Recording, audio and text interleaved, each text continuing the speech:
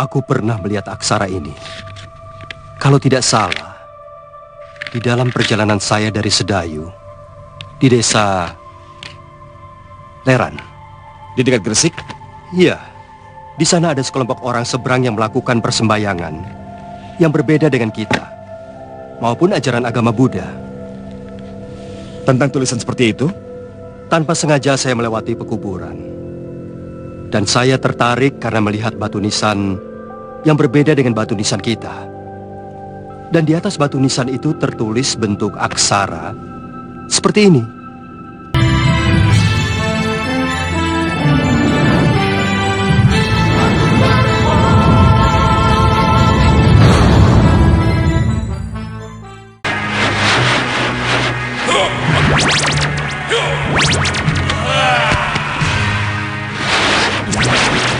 Gunakan kekuatan dalam, kekuatan yang dimiliki Sukma, maka Gusti akan mampu menghadapi makhluk-makhluk dari alam halus itu. Hei, ada apa kamu kesini?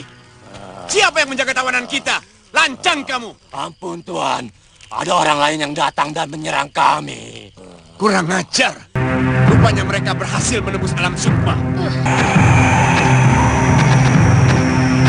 Seperti yang telah dikisahkan pada episode sebelumnya, bahwa jasad alus Prabu Angling Darma yang tengah terpenjara di alam Sukma akhirnya bisa kembali lagi ke dalam wadahnya dengan selamat berkat bantuan dari Suliwa.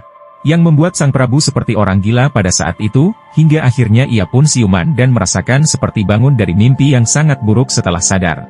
Dewi Sekarwangi yang menyaksikan semua itu pun menjadi sangat bahagia sekali, karena suaminya kini sudah kembali menjadi orang waras. Batik Madrim yang sebelumnya juga dibuat panik kebingungan pun menceritakan ke sang Prabu, bahwa ia sampai mencarikan dukun sakti yang mampu menembus Sukma meski akhirnya harus tewas secara mengenaskan ketika berusaha mengobati sang Prabu.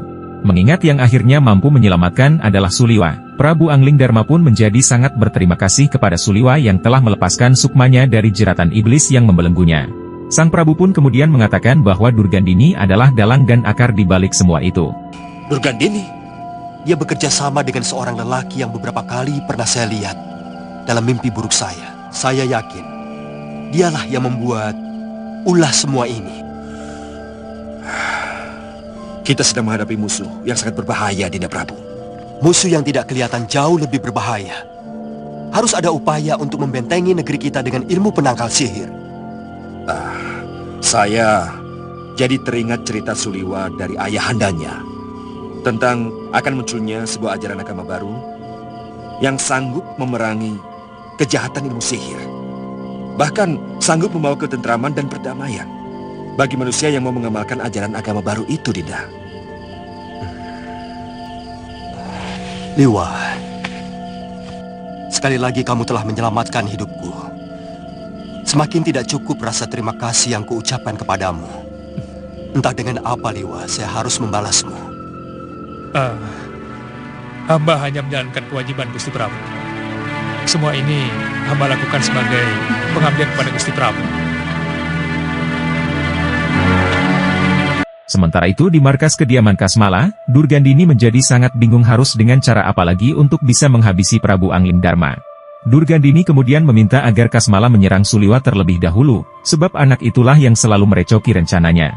Lantas Kasmala pun berkata bahwa sebenarnya ia tidak mau ikut pusing lagi dalam masalah Durgandini dan Angling Darma, karena sebenarnya tujuannya mempelajari ilmu teluh dari Hindustan adalah untuk menjadi dukun bayaran yang sakti supaya mendapat uang dan hidup tenang.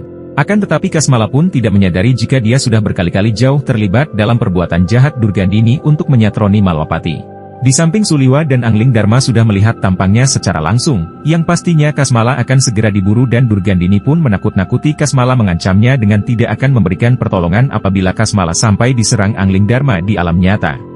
Menjadi dukun Linui? Menerima upah menyembuhkan orang?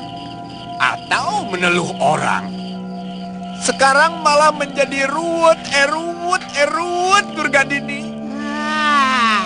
Akhirnya apa boleh buat, Kasmala yang sudah kepalang basah dan terlanjur mengikuti jalan sesat Durgandini. Mau tidak mau pun ia harus melanjutkan untuk memerangi Malwapati bersamanya.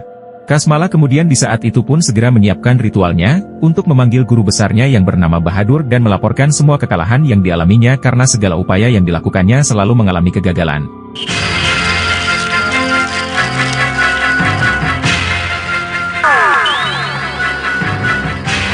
Kasmala.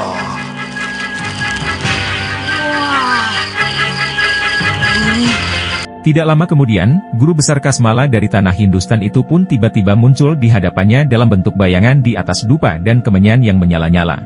Guru Bahadur yang mendengar semua keluh kesah Kasmala pun menjadi penasaran siapa sebenarnya musuh muridnya tersebut, sebab ia sudah memberikan kesaktian yang sangat banyak kepada Kasmala.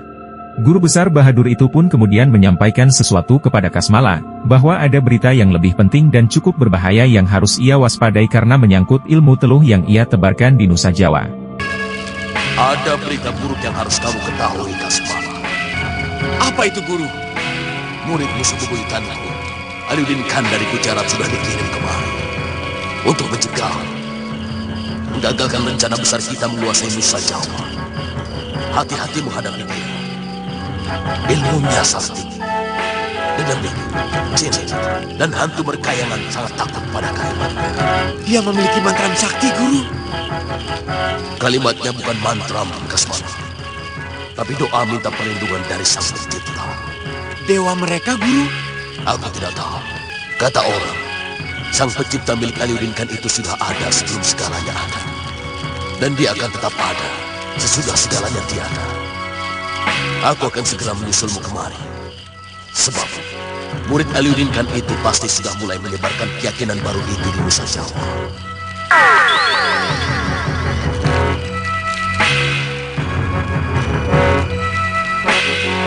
Sementara itu kita menuju pada pesisir utara Pulau Jawa terlihat dua orang asing mengenakan jubah sedang turun dari kapal yang ditumpanginya.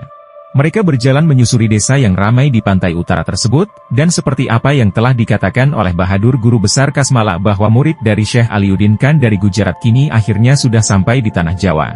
Mereka berdua adalah Gulam Sabir dan Salim Zabar yang memang sedang mengemban tugas untuk mencari Kasmala murid Bahadur ke tanah Jawa dalam memberantas kejahatan ilmu sihir yang ditebarkannya. Ketika mereka berdua baru saja ingin melakukan perjalanannya di bumi Jawa tersebut, tiba-tiba mereka langsung mendapat ujian dari segerombolan perampok yang ingin merampas barang-barang bawaan mereka. Ini bekal kami, Tuan. Kalau ini harus diserahkan, bagaimana kami harus melanjutkan pengembaraan? Jangan banyak ngomong! Ya!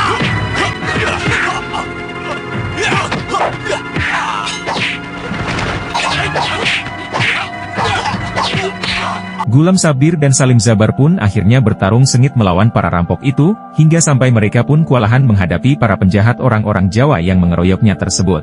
Dan untung saja, dengan secara kebetulan sekali di saat itu ada Dewi Sintawati yang sedang berkelana melintas di sana akhirnya langsung membantu dua orang dari Gujarat tersebut dan segera menghajar para perampok lalu merebut kembali barang-barang bawaan mereka berdua.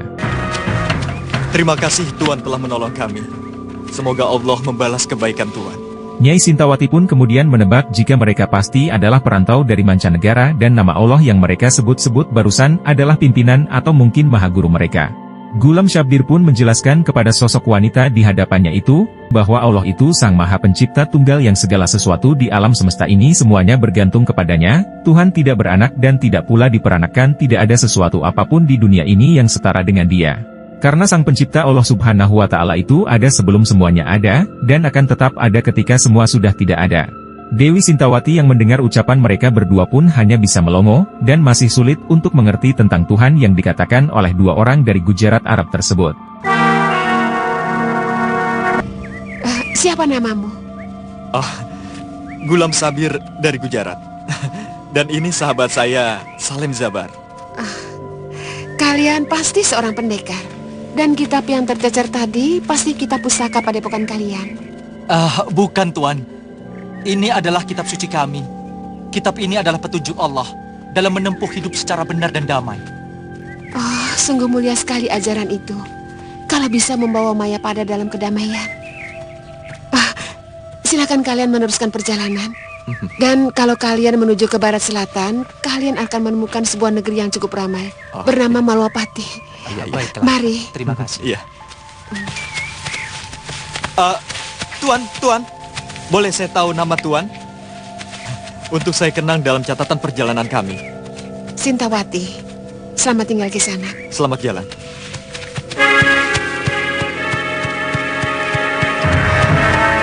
Jabar, tidak ada salahnya kita pergi ke negeri itu.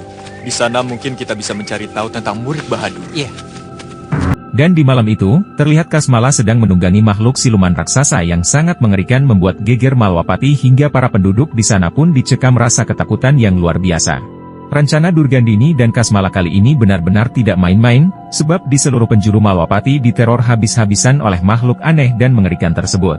Sementara di dalam kedaton Malwapati, Batik Madrim dan Suliwa pun segera menemui Prabu Angling Dharma karena takut kalau makhluk tersebut mengincar sang Prabu lagi seperti yang telah terjadi beberapa kali sebelumnya. Angling Dharma pun berkata bahwa dirinya sudah melihat adanya makhluk mengerikan itu, dan ia memang sedang bersikap lebih waspada dan tidak akan tidur di malam hari untuk mengantisipasi hal yang tidak diinginkan seperti yang sudah-sudah.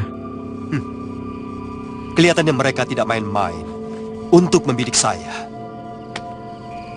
Untuk itu saya niatkan berpantang untuk tidur malam hari. Mari makan, Tuan. Boleh kami bergabung? Kami juga mau makan. Oh, silakan Tuan. Sementara keesokan harinya, Gulam dan Salim Zabar akhirnya sudah berada di kawasan Malwapati. Setelah mereka berdua habis menunaikan sholat asyar, mereka pun bertemu dengan penduduk Malwapati di sana lalu saling berbincang-bincang sambil menawarkan makanan. Penduduk itu kemudian memberitahukan pada mereka bahwa Malwapati saat ini sedang dilanda ketakutan karena teror yang dilakukan oleh seorang penyihir sakti entah makhluk apa namanya. Mendengar itu semua, Gulam dan Salim pun menjadi sangat penasaran apakah kemungkinan sosok penyihir tersebut adalah murid Bahadur yang sedang mereka cari-cari. Akhirnya di malam itu juga, mereka berdua pun memutuskan untuk menyelidiki pusat kota di Malwapati yang di saat itu para penduduk masih dicekam rasa ketakutan hebat.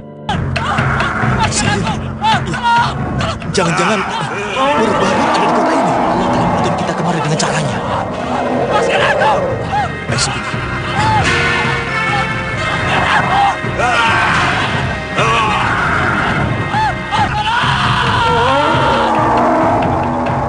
Masya Allah. Kita harus mencari penginapan di sini, Jabar. Mereka berdua yang baru saja tiba di sana pun akhirnya langsung menyaksikan kekacauan yang dilakukan oleh siluman raksasa Kasmala. Akan tetapi tidak lama setelahnya, mereka berdua harus dikepung oleh prajurit-prajurit Malwapati yang kemudian ditangkap atas perintah Batik Madrim. Karena mereka dianggap telah bersekongkol dengan siluman yang mengacau di Kutaraja hingga akhirnya Gulam dan Salim pun dijebloskan ke penjara. Sementara barang bawaan mereka yang disita oleh Suliwa, Gulam pun mengatakan agar menjaga barang tersebut karena di dalamnya ada kitab suci Al-Quran. Ya, saya akan menyimpannya. Terima kasih. Silakan. Semoga Allah membuka hati Tuan.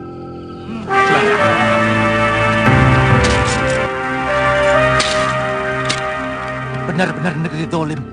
Kita dipenjarakan tanpa tahu apa salah kita. Sabar, Jabar. Sabar. Banyak rahasia Allah yang belum kita ketahui. Dan perintah penangkapan yang dilakukan Patih Batik Madrim di saat itu ternyata semata-mata hanya ingin menyelamatkan nyawa kedua orang asing tersebut supaya terhindar dari amukan warga. Sebab dalam kondisi yang ketakutan seperti itu, penduduk pasti akan mudah menuduh apalagi mereka yang tiba-tiba berada di Kutaraja setelah munculnya makhluk siluman raksasa tersebut. Kemudian Batik Madrim pun memeriksa barang bawaan kedua orang asing tersebut dan melihat pedang yang belum pernah ia jumpai itu. Kalau melihat senjata ini, mereka pasti bukan orang sembarangan. Aku pernah melihat aksara ini. Kalau tidak salah, di dalam perjalanan saya dari Sedayu, di desa Leran. Di dekat Gresik? Iya, di sana ada sekelompok orang seberang yang melakukan persembayangan yang berbeda dengan kita, maupun ajaran agama Buddha. Tentang tulisan seperti itu? Tanpa sengaja saya melewati pekuburan, dan saya tertarik karena melihat batu nisan yang berbeda dengan batu nisan kita. Dan di atas batu nisan itu tertulis bentuk aksara seperti ini. Prabu Angling Dharma yang melihat kitab suci Al-Quran itu pun dibuat kebingungan, karena sama sekali tidak mengerti isi di dalamnya. Ia pun malah mengira sekilas mirip sebuah aksara Jawa. Lantas Suliwa pun menyampaikan ke sang Prabu, bahwa kemungkinan orang-orang tersebutlah yang dimaksudkan membawa ajaran baru seperti yang telah dijelaskan oleh Bopo Suliwa sebelumnya. Prabu Angling Dharma pun berpikir demikian, tidak menutup kemungkinan kelompok orang-orang itulah yang akan menebarkan kedamaian ajaran baru di Malwapati nantinya. Setelah dibuat cukup penasaran atas kitab suci tersebut, sang Prabu pun segera memerintahkan Tumenggungnya untuk menghadapkan kedua orang asing tersebut di Balai Pasamuan. Tuan mau bicara dengan kami? Gusti Prabu menyuruh kalian menghadap di Balai Pasamuan. Buka. Iya.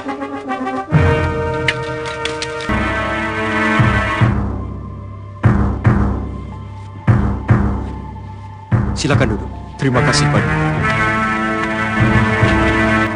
Kalian tahu, kenapa patih saya melakukan penahanan?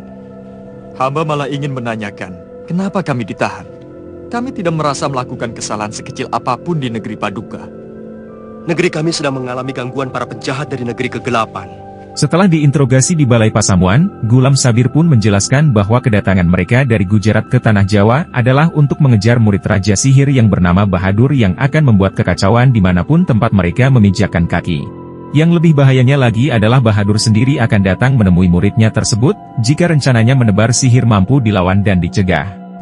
Apa tujuan akhir mereka membuat kekacauan di sini? Dimanapun mereka berada, akan selalu mengajak seluruh rakyat yang sudah dikacaukannya untuk memuja dedemit, siluman, dan menjauhi semua ajaran kebaikan. Bagaimana pendapatmu, Kanda Patrim? Untuk sementara penjelasan mereka bisa saya percaya, Dinda Prabu. Kalian bisa saya bebaskan. Kalian akan mendapat penghargaan kalau kalian bersedia membantu kami menghancurkan kekuatan sihir murid si Bahadur itu. Itu memang tugas yang kami emban dari Syekh Aliuddin Khan Paduka.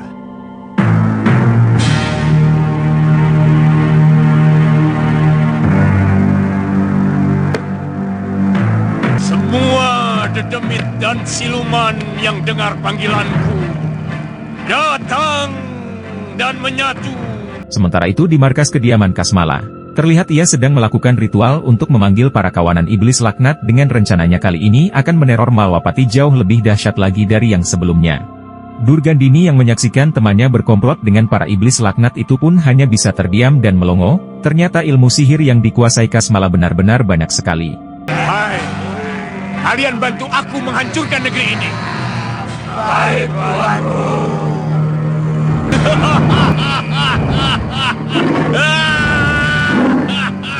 Akhirnya di malam itu juga, bala tentara iblis laknat dengan segenap sihirnya Kasmala pun meluncur untuk kembali menyatroni Malwapati. Atas instruksi yang diberikan oleh Durgandini, supaya Kasmala membunuh para penduduk sebanyak-banyaknya maka akan menimbulkan ketakutan yang lebih hebat dari sebelumnya. Hei kalian, hancurkan negeri ini, ratakan dengan tanah, bunuh semua penduduknya.